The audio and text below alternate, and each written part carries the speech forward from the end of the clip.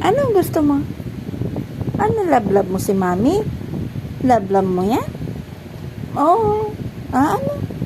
Magsalita ka. Anong gusto mo? Anong gusto mo, chicken? Anong gusto mo, pasyal sa SM? Anong gusto mo niyan? Ano nga, magsalita ka na, huwag ka nang shy sa camera. Matalino itong pusa to, alam niya tinututukan siya ng video. Ayaw niya, hindi siya nagre-react, pero pag wala to, sobrang daldal nito, mapagpanggap to mga guys. Mahiyain pala to sa camera. May sa pusa rin pala, may camera shy din pala ang character. Diba? Malambing po yan.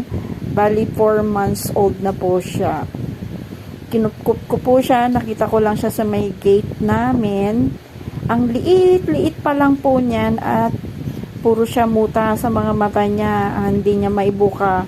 So naghahanap siya ng kakainin, hindi siya makalakad, wala siyang hindi siya nakakakita dahil nakapikit yung dalawang mata niya. Kaya si Universe pinaalaga sa akin ito para maging mabuti ang kanyang kalagayan, para maging healthy. Ayan, buti na lang andito ako at sinagip ko siya. Kaya sa mga nanonood dyan, pag nakakita po kayo ng mga ligaw na stray dogs or cats, bigyan nyo naman po sila ng kahit kukunting pagkain at tubig para ma-survive sila at madagdagan ang kanilang buhay.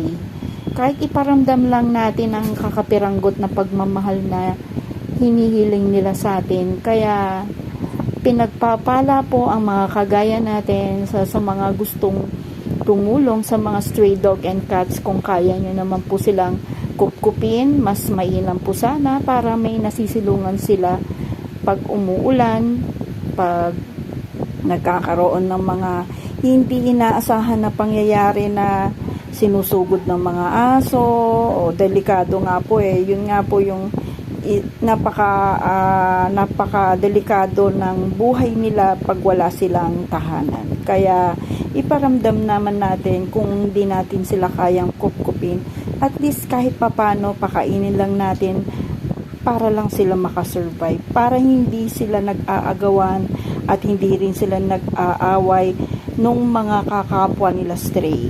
Kaya pagpalain natin ng mga katulad natin, mga 4 parents. Thank you so much for watching.